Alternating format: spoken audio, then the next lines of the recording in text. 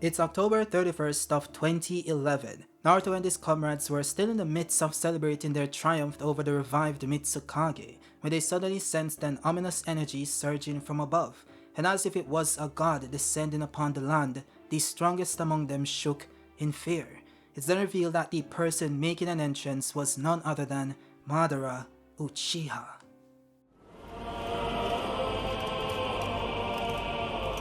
Uchiha. Madara. Now, calling this moment the day Naruto almost ended is a tad bit dramatic, given the fact that the Naruto present on this battlefield was a shadow clone, but the immense dread the characters felt was almost palpable. The guy they thought had donned the mask was dead the entire time, and now he's back as an Edo Tensei with a streak of blood in his eyes. Everything shifted at this point in the story. All the small wins they had up until this point meant nothing, and that was both terrifying and amazing at the same time. There was also a man out of time aspect to Madara as well. He was confused about why the shinobi wore similar headbands while at the same time dressed in clothing from each of the 5 territories, which implied that this was a united army. This of course wasn't something he thought was possible, given his thoughts on the shinobi system and humans at large, but he also wasn't moved by it at the same time. He was more so concerned about the plan, and why was revived as an Edo Tensei instead of using Ren and Rebirth. And of course, us as the audience didn't know the true extent of the plan at that point in time, but we couldn't help but feel that it would certainly be very consequential. He also seemed a bit bothered, like his ego was bruised in a sense when Kabuto suggested that he made him even greater than he was before.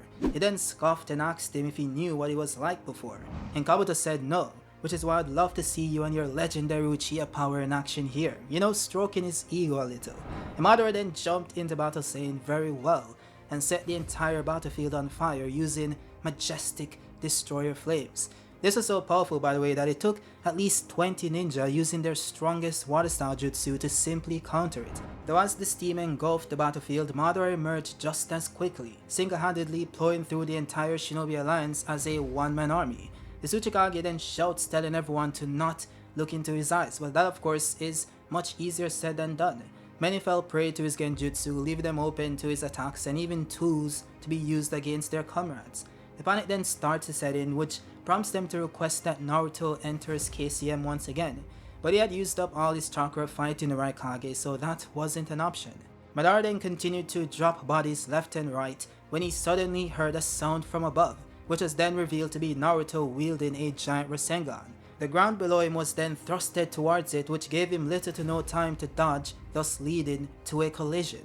Though of course this is Madara Uchiha, so he definitely has something in the bag. It's then revealed that he blocked the attack using his ribcage Susanoo, which then transformed into a semi-humanoid one, thus sending Naruto flying in the process. So Madara, now brandishing the Eternal Mangekyo, meant that the fight was about to get serious, thus prompting Naruto to enter Sage Mode. He then formed a Rasen Shuriken, and the Tsuchikage used one of his abilities to make Gaara's sand lighter, which would allow him to move it faster.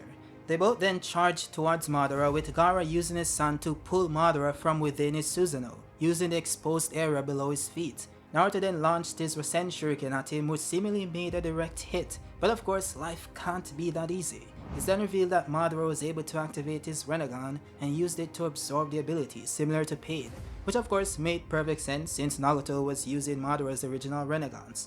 Now Madara then deactivated his Susanoo and hopped to the stone column he was standing on before. Kabuto, while speaking through the body of the Tsuchikage, then suggested that the Rinnegan was the natural progression of the Sharingan, which isn't true, by the way. Only reincarnates of Indra and Ashura can awaken the Rinnegan, not anyone who possesses the Sharingan.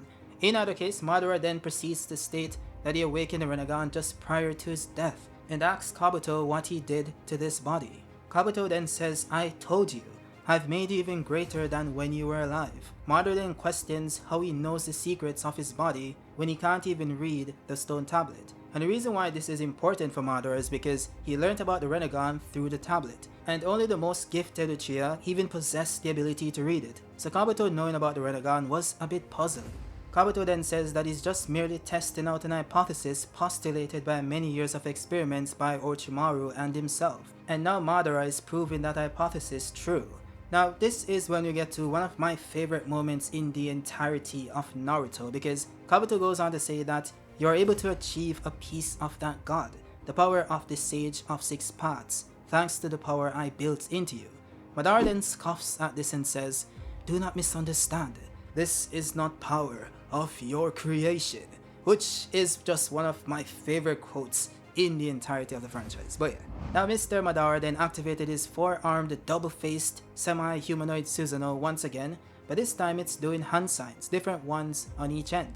We then switch to the shinobi looking towards the heavens in awe and fear at the same time. We as the audience of course have no idea what's happening as yet, but the sense of dread was so palpable you could feel it.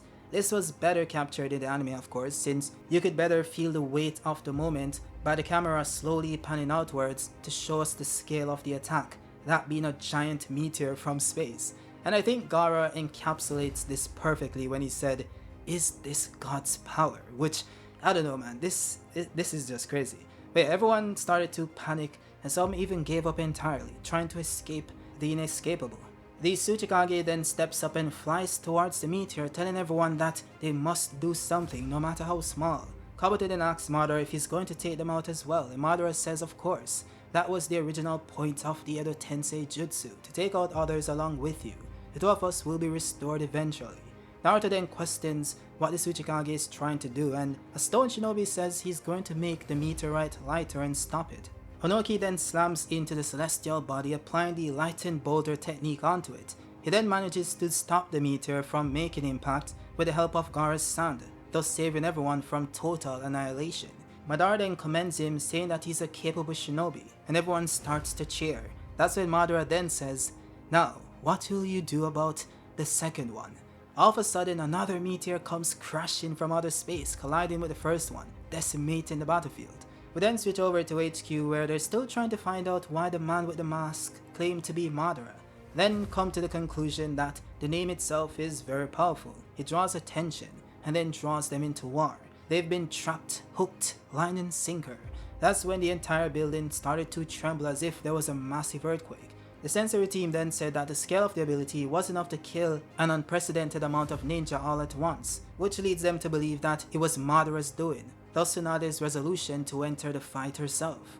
We then switch to the battlefield once again, which is just littered with dead bodies. It's then revealed that one of the top ninjas protected Naruto, even though he was just a clone, which kinda ticks off Naruto. He then says that he does feel bad about the others, but Naruto's clone is simply more valuable than they were. It's then revealed that Onoki was severely injured, but he's still alive, barely. Madara then begins to reform because of course he's another tensei that possesses infinite regen. Kabuto then questions if this is the power of the Six Paths, and Madara then notes that the landscape brings back so many memories. He then asks Kabuto how much he knows about him, which Kabuto replies to, saying that back when Madara fought Hashirama in the final valley, he didn't die. Madara then looks into his shirt and says, "Ah, that is why I can see what's coming so well. You know of our plan then." Kabuto then tells him that he is his ally, but he doesn't know if the fake Madara plans to carry out his plan. He then tells him that there's still some survivors left and asks what they should do. Madara then performs the summoning jutsu, saying there's something he wants to check, which then causes Naruto to crumble in crippling pain. The Ninetales then notes that a chakra is trying to summon him and asks if it was Madara's. And because Madara couldn't summon the Ninetales, Kabuto tells him that's the purpose of the war. The Ninetales is inside the Jinchuriki for now. He then points out Naruto to Madara, but he simply notes that he's just a brat. Kabuto then tells him that he's actually quite the shinobi, and the one in front of them was just a clone. He then asks him if he wants to go capture the original, but Madara declined, saying that he wants to try something out first. He then proceeds to perform wood-style deep forest emergence, which sends a swarm of trees flying towards the remaining shinobi. Everyone was out of chakra of course at this point in time, so all appeared to be lost. But that's when the Ninetales rang up Naruto on the phone, telling him that he would like to lend him some strength. Naruto then asked him if he's trying to tell him to hand over his body again, but Ninetales said no. He'll give him his chakra because he doesn't care for Madara. If he's going to try to control me again, I'd rather stick with you. Naruto then rushes towards Madara, creating multiple shadow clones, each holding a giant Rasengan. They then proceed to eviscerate the impending attack, which prompts Madara to say that Naruto is quite impressive. Onoki then tells Naruto that he'll take over from here. He has one chance at reclamation. He still has enough energy left for that. Madara then descends before an exhausted Naruto and Onoki and says that it's too bad. I'd like to try out some more jutsu. Not able to keep dancing, Onoki? The Tsuchikage then stares at Madara, prompting him to ask him why he's looking at him like that. Then says that he showed him the difference in their strength a long time ago. Now, Onoki then tells Madara that all these years, we shinobi have done nothing but battle. We fight for our nations and our villages. We just take from other nations and other villages. We take from them, they take from us. 3 times the hatred we had caused all-out war. Madara then says that is life. How have you lived this long without learning from the wounds of the past? Onoki then says, I've lived longer than you. It is because I've experienced pain in the past that I can even consider what would be best for the future. Kabuto then interjects saying that yet this is the 4th Great War, so how is this what is best? Onoki then counters this saying that this war is different. We're all fighting this battle together in order to achieve something different than what we fought over before. This thing of course being growing towards peace. Madara then notes that the world doesn't need to grow any further. He should just sleep peacefully under the genjutsu of eternal Tsukuyomi. Onoki then says that long ago Madara forced him to forsake himself, but he shall win against him here and reclaim himself. He then falls over due to his sustained damages, but Gaara catches him with his sand and tells him that he will help him reclaim his light. Onoki then grunts and says he will allow them to medal this one time. We then switch over to HQ with Tsunade telling them to prepare the ethereal transmission jutsu. Mabui then tells her that it's only for transporting objects, it isn't for people. That is because the transmission rate is so fast that the body can't keep up, and one just comes out torn apart and dead on the other side.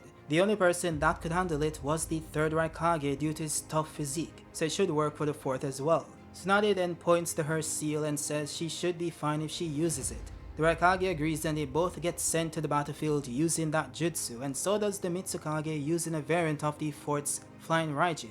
So just as Madara and Kabuto were about to engage Naruto and the remaining shinobi, they were suddenly met with a blinding light. A blooded Tsunade and the 4th Raikage then emerges and sends Madara and Kabuto flying. Tsunade then activates her methodic regeneration jutsu and heals from the damages caused by the transfer. Then the Mitsukage also then arrives soon afterwards. That's when you get this awesome panel of the 5 Kage united in battle against a common enemy for the first time, which was pretty cool. Now Tsunade then proceeds to heal both Gaara and Onoki while Mitsukage and the Raikage proceed to attack Madara. The Mitsukage uses her lava release Keke Genkai, which Madara easily dodges, saying that the jutsu is so pitiful that it isn't even worth being absorbed. The Raikage then quickly launched his own attack, sending Madara flying into the existing lava that proceeds to cover him. He then uses the Ribcage Susanoo to protect himself, but he's then bombarded by a barrage of attacks from both of them. Naruto then questions Tsunade about if it's okay that she's doing this, given what happened during the pain arc when she used that ability. She then says that it's different since the wounds aren't too bad, and she has plenty of chakra left. He then asks her if she can heal him as well since he wants to help out in the fight. She then tells him that it won't be necessary, and Onoki then chimes in saying that this war is no longer fought to just protect you. This is a war to protect each other. Madara then launches an attack using his Susanoo, but Gaara blocks it using his sand. The Tsuchikage then hopped on the Raikage's back and applied his ability to make things lighter directly to his body, thus making him faster. This allows him to blitz Kabuto and then land a direct hit on Madara's Susanoo, cracking its ribcage. Naruto then tells Tsunade to heal him once again because he wants to help, but Onoki tells him to let them deal with this Madara and swore that they'll finish him off, saying that this will be the first step in stopping this curse of hatred they've been under until now. And since the Kage, like Madara, similarly stirred up hatred in the past, it is their responsibility to make things right. They then tell him to take care of the next Madara and give him their word that they shall win. And with that, the Shadow Clone Naruto goes poof. But yeah, we all know how that promise turned out. With that said, that is it for the video. I was planning on ending this when the Kage arrived to the battlefield, but I was like, yeah, the perspective didn't shift until this point, so it's better to kinda end it here instead. And hopefully that was okay. But yeah, this entire sequence of events, it was so awesome. You know, Madara arriving on the battlefield, dropping a damn meteor twice. It was just amazing. So I just wanted to give my thoughts on it. But if you guys liked it and want to see more videos just like this one, let me know down in the comments and I'll be sure to make it. But yeah, I'll see you guys on the next one. Peace out.